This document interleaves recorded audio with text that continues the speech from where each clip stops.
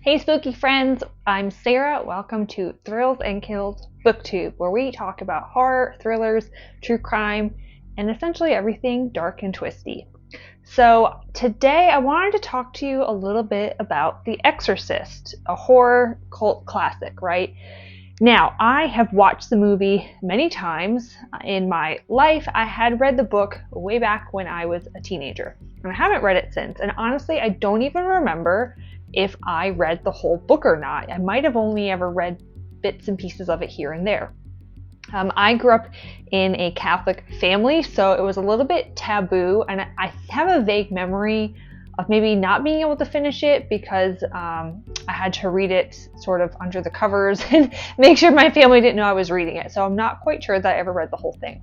Now, I'm in my 30s and it's the Halloween season and it's on Audible, so I thought, oh wow, what a great opportunity to go back and make sure I've read it and actually listen to it narrated by the author, William Blatty himself. And then maybe I can go back and watch the movie and kind of give my full, well-rounded thoughts. So, The Exorcist, originally written in 1971, I don't think it needs that much of an introduction. One of the most famous horror books of at least the 20th century. Now, looking at this from a 2022 lens, I'm not so sure I would say it's the scariest book ever written, but obviously what is scary and what creates fear in a reader or a watcher for the movies is entirely subjective. And I think we have become just a little too desensitized now in 2022.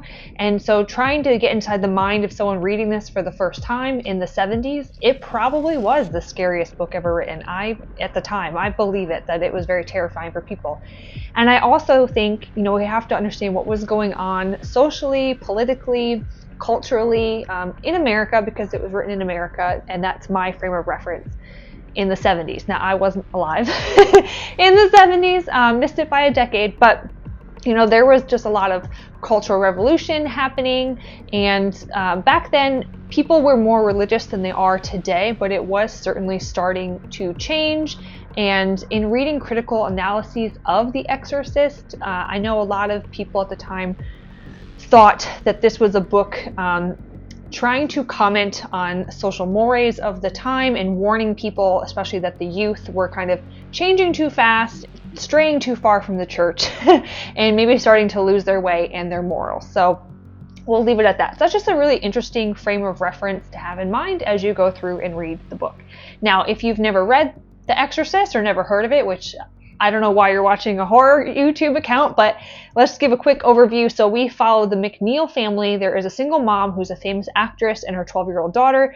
They are atheists, or at least do not actively practice any type of religion, and they are staying in Georgetown, which is a subset of Washington, D.C. in America in the 70s. Things start going weird with 12-year-old Reagan. Starts peeing her pants. She was normally a very bright and bubbly, a very polite young girl, and her personality is starting to change. She's having trouble sleeping, or she's sleeping in too late. She's being very solemn, starting to get cranky, and there's a scene where she pees her pants in front of her mother's guests at a party at the house.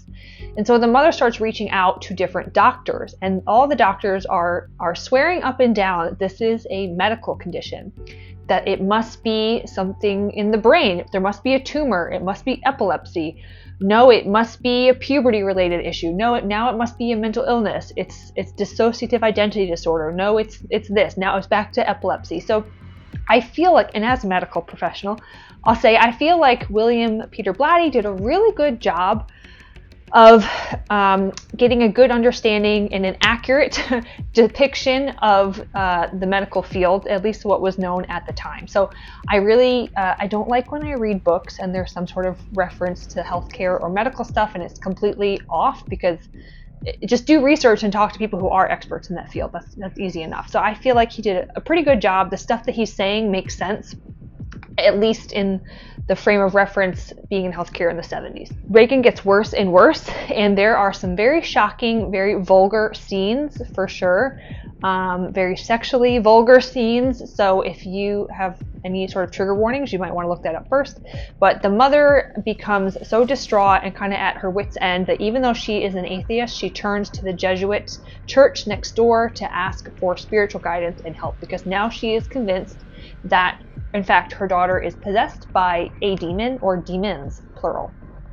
So then we have Father Karras, and eventually we also have a more experienced priest, Father Marin, and they come in and conduct this exorcism of Regan. And spoiler alert, if you've never read or watched The Exorcist, in the end both priests do die, but Regan is successfully exorcised, and her mother go on, presumably, to live a normal life after the book and the movie ends. Now, since this book did come out now in the 70s and now it's 2022, I think at this point it's probably more likely you've seen the movie than read the book.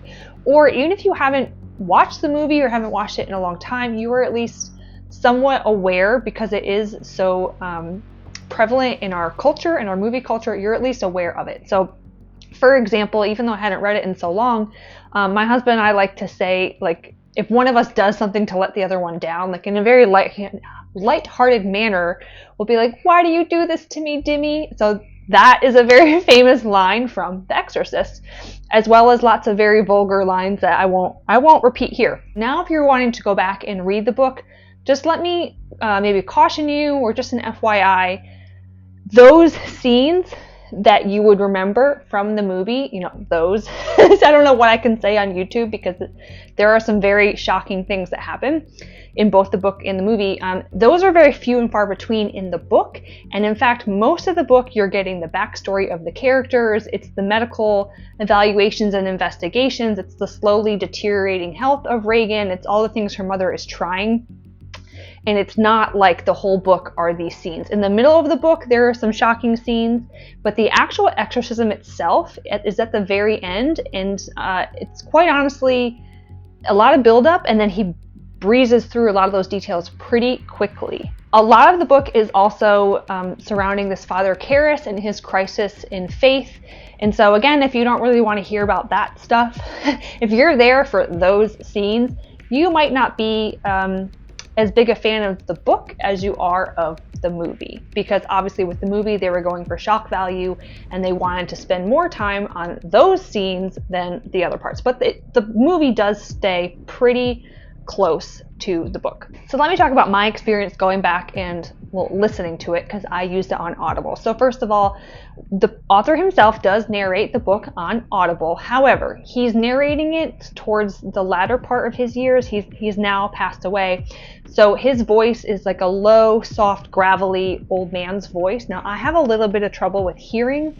So even when I had the volume cranked up on my phone, there were times like he's like soft spoken, and there's times where it's almost a little bit like lispy. I don't know if he was putting that on for a character or if that's the way he talks. I did have some trouble actually understanding what he was saying. But however, when it gets to those scenes, or when the demon is talking, not Regan, when the demon is talking, I feel like that part he does really well, and it's really great to hear how he changes his voice and how he would have wanted the reader to experience the book. I think that's really cool when the author narrates the book themselves. There is a very creepy part where all of a sudden it switches. They have a young girl narrate maybe a page of the book. There's a little scene that occurs, and I didn't know that was about to happen. And I actually think that was one of the creepiest parts of the whole book, is he's talking and it's the demon and he's got his voice really deep and projecting and growly, and then all of a sudden it switches to this cute little girl and she's filming a video for her daddy. "Hi, Daddy, I love you." Like that, the juxtaposition was that actually was the creepiest part, I think, for me. That was my experience with Audible. Your experience will probably vary based on, again, what you find scary and then what your personal relationship is as far as religion. So I grew up in a Catholic household. However, I have been atheist for about 20 years. I was a child when I determined that I was an atheist. So no judgment to you where you fall on that spectrum. I'm just bringing this up so you can understand my experience with the book and then maybe help you understand what your experience might be. I'm aware of the things that they talk about, again, because I grew up Catholic, I actually even attended a Jesuit university as an atheist, which is a whole other story. And so this book follows some Jesuit priests, but those are very similar to Catholic. And when we think of exorcists, we usually think of Catholic priests. However, the author himself was very, very Catholic, to the point where, if you didn't know this, he attended Georgetown University. So later in life, he actually ended up suing Georgetown, not like legally suing, some form of like being able to bring up a suit within the Catholic Church. I don't know all the details, but essentially he brought up a complaint against the university that they were not following Catholic teachings close enough in their, administration and ongoings of the university. So that's the level of Catholic belief that we're dealing with in this author. So personally, a lot of the conversations, the themes, it was just heavy-handed for me. But again, trying to remember, this was the 70s. America as a culture was probably a lot more religious at that point than they are today in 2022. But it just felt heavy-handed and a lot of soliloquies going on. And I understand that we're following some priests and it's a possession story. So there's always going to be some level of that. I'm not an idiot. I'm not expecting an atheist version of a Jesuit priest exorcism. Okay, but it just felt a little heavy-handed, and I felt like I was getting hit over the head with like atheism evil, being religious is good. Like if you're an atheist, you're susceptible to demonic possession, and this is why you need to go to church. It just felt very, like I said, like I was getting hit over the head with it. So that very well could be my personal bias.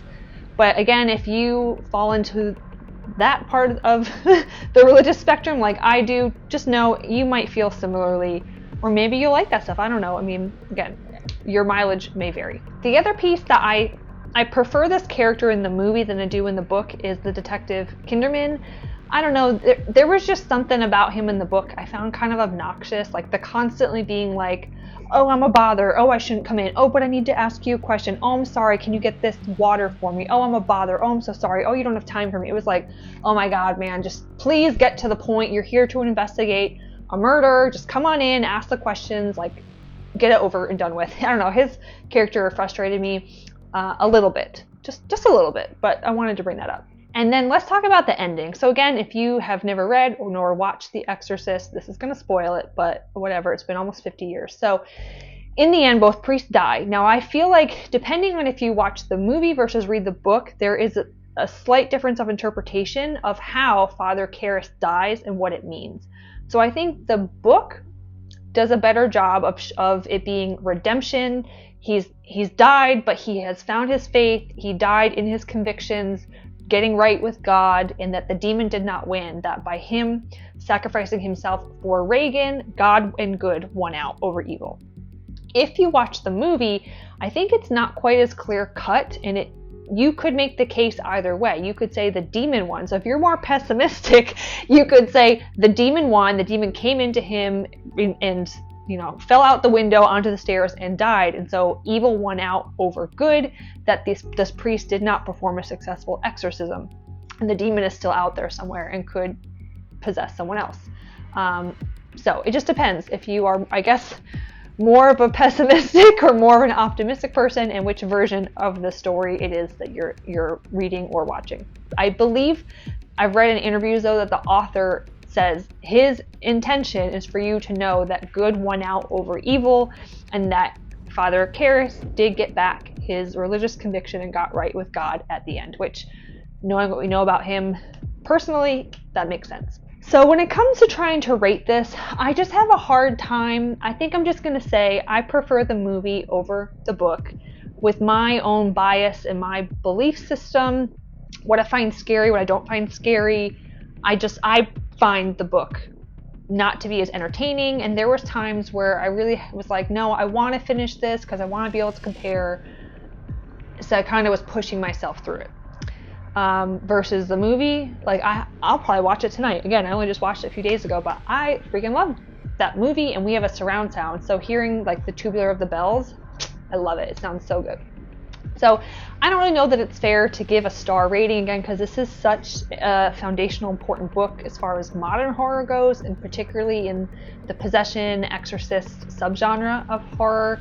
So I just don't feel like it's right to take my biases and knock it down a peg or two. So wanted to make this more of a discussion video so you could hear kind of my thoughts. And again, it may be blasphemy, but I prefer the movie to the book is what I have decided. I really enjoy the story. I just don't necessarily like how the author got there, and some of the getting hit over the head with the religious themes. I didn't quite appreciate that stuff. So that's my thoughts. I'd love to hear your thoughts. If you've read and watched it, which one did you prefer? If you've only done one or the other, what were your thoughts? Do you want to now go read or go watch the other version? And did you know there's a sequel called Legion? So I don't know that I'll be picking that up. But if you like The Exorcist, either version, I would recommend The Exorcist's House by Nick Roberts. Has nothing to do with this story, but it does draw inspiration from it, and there is a character called William Blatty, so that's kind of a cool callback to the original. But that's it. That's all I got for you guys today. Picked up this really cool shirt from Camp Crystal Lake, and I hope you guys have a good one, and stay spooky, my friends.